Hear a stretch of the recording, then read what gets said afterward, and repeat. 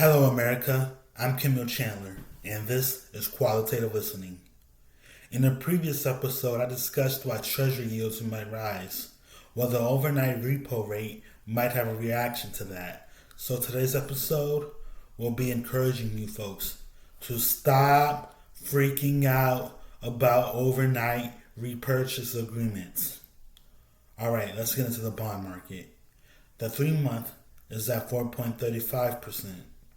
The 6-month is at 4.29%. The 2-year is at 3.93%. The 5-year is at 3.96%. The popular 10-year is at 4.4%. And the 30-year is at 4.95%. All right, let's get into today's rant.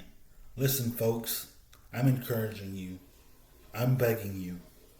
Stop freaking out about the overnight repo rate. Just because you saw repo in the headline doesn't mean we're heading for another financial crisis. This isn't 2008. It's not even 2019. It's a plumbing issue, not a heart attack.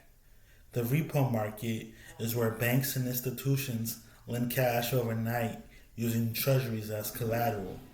It's basically the Wall Street version of pawning your Rolex for 24 hours. The overnight repo rate spikes are just based on supply and demand for cash, not because the system is imploding.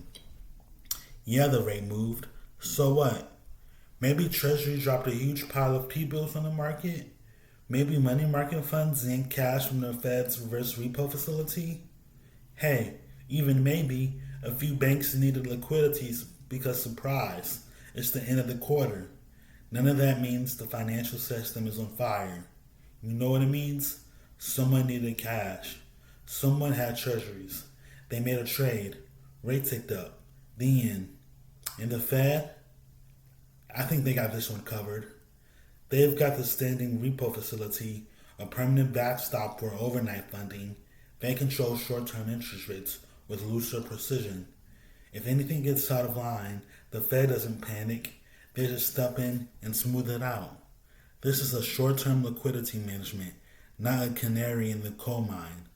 So if you see someone on TikTok yelling, the repo rate jumped, buy gold and run for the hills, please mute them. Understanding this stuff requires more than buzzwords and doom charts. You have to know the difference between market mechanics and macro signals. So here's the final word. The overnight repo rate is a thermometer, not a detonator. It moves, it reflects stress if sustained and disorderly, but a little movement, that's just the gears turning the giant machine of money.